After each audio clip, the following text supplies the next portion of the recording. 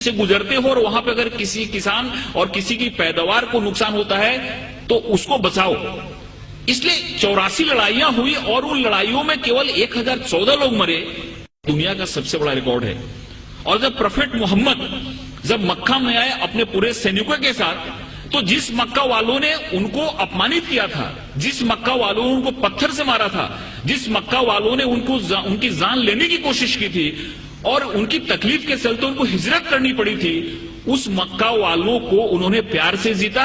اور وہ مکہ کی جو فتح تھی ایسی فتح تھی جس میں خون کا ایک قطرہ بھی نہیں بنا. پروفیٹ محمد کو جتنا اپمانت کیا گیا تھا، پروفیٹ محمد کی زندگی کو جتنی تکلیف دی گئی تھی، اگر وہ چاہتے تو جس سے انہوں نے مکہ میں پرویش کیا، مکہ کی فتح کی، اسے میں ہزاروں لوگوں کا قتل کرا سکتے تھے، لیکن ایک بھی خون کا قطرہ نہیں بہا اور بڑے پیار اور محبت کے ساتھ انہوں نے مکہ کو فتح کیا. اس سے یہ بات سامنے آتی ہے کہ شانتی اور امن اسلام کا مقصد ہے. تلوار اٹھائی انہوں نے، تلوار اس لیے اٹھائی کہ تلوار اٹھانے کا ان کو حکم تھا، مجبوری تھی تلوار اٹھانا، کہ اگر تلوار نہیں اٹھاتے تو مذہب کا قیام نہیں ہو سکتا. اور ہر ایک جگہ گیتا میں بھگوان شری کرشن نے ارجن کو کہا کہ تم لڑائی کرو، اگر تم لڑائی نہیں کرو گے تو دھرم کی استھاپنا نہیں ہو پائے گی. ارجن وہاں سے بھاگ رہا تھا. ارجن نے بولا کہ تیر نہیں چلاتا کیونکہ میرے سامنے تو ہمارے سارے ریلیٹو بیٹھے ہوئے ہیں. بھگوان شری کرشن نے کہا کہ یہاں پہ دھرم کی استھاپنا کے لیے تم کو لڑائی کرنی پڑے گی، تم کو لوگوں کو مارنا پڑے گا. اگر تم نے لڑائی نہیں کی تو دھرم کی استھاپنا نہیں ہوگی. تو ایک وشیش پرستھتی میں ہم کو لڑائی کرنے کی بھی ضرورت ہوتی ہے. ویسے پروفیٹ محمد نے اگر لڑائی کرنے کی بات کی تو وہاں پہ کی جہاں پہ لڑائی کرنا مجبوری تھا، اور وہاں پہ اگر لڑائی نہیں ہوتی تو شانتی کی استھاپنا نہیں ہوتی.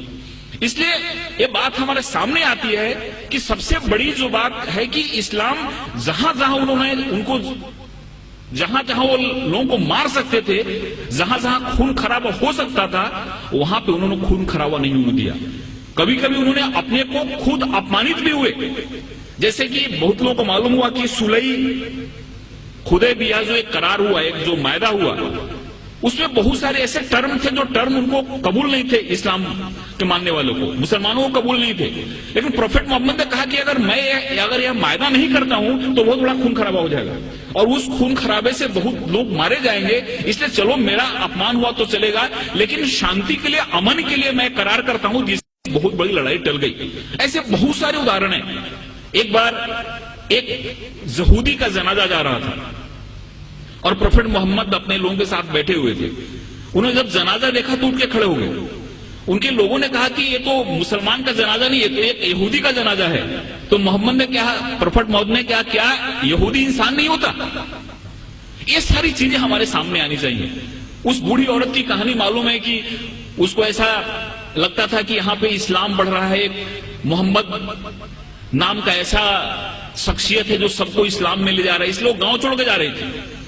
اس کے سر پہ گٹھری تھی اور گٹھری اٹھ نہیں رہی تھی.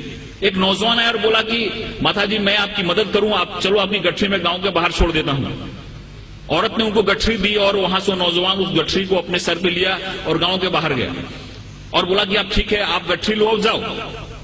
اس عورت نے پوچھا کہ کیسا نیک انسان ہے جو اپنے سر پہ میری گٹھری لے کے جا رہا ہے. اس نے پوچھا کہ تمہارا نام کیا ہے؟ انہوں نے کہا کہ مجھ کو محمد کہتے ہیں. جس کے ڈر سے بھاگ رہی تھی وہی انسان اس عورت کی گٹھی کو اپنے سر پہ لے جا رہا ہے اور اس کو مدد کر رہا ہے. اور اسی دن عورت اسلام میں آ گئی. جو عورت پروفیٹ محمد کے سر پہ ہمیشہ کچرا پھینکا کرتی تھی نماز کے جاتے سمے، روز کچرا پھینکتی تھی ان کے سر پہ. ایک دن جب اس نے کچرا نہیں پھینکا تو محمد جب لوٹ رہے تھے پروفیٹ محمد، تو انہوں نے دیکھا اور پوچھا کہ عورت کہاں ہے. لوگوں نے کہا کہ وہ بیمار پڑی ہوئی ہے. وہاں پہ جا کے انہوں نے اس کی طبیعت پوچھی. اس عورت کو لگا کہ جس انسان کو میں نے اتنی تکلیف دی، جس کو اتنا میں نے اپمانت کیا، جس کے سر پہ میں نے کچرا پھینکا، وہ کیسا انسان ہے کہ میری طبیعت بگڑنے پہ میرا حل پوچھنے آ رہا ہے. اور وہاں پہ اسلام اس نے قبول کر لیا. ایک چیز لوگوں کے سامنے آنا چاہیے، یہ جو تحمل ہے، یہ جو ہماری سہیشونتا ہے، یہ جو ہمارا ایک انسانیت کے پرتی پریم ہے، یہ حدیث میں اور پروفیٹ محمد کی جو سنت ہے، یہ جب ہمارے لوگوں کے سامنے آتی ہے تو ہم کو سمجھ میں آتا ہے. ایک ہمارے بہت نزدیک کے متر ہیں جے پور کے، ان کو کئی بار میں نے مشاعرے کے لیے بلایا. انہوں نے دو چیزیں مجھ کو بتائی. یہ دونوں چیزیں مجھ کو کہیں ریفرنس ملا نہیں ہے، لیکن انہوں نے بتائی. انہوں نے پہلا ایسا بات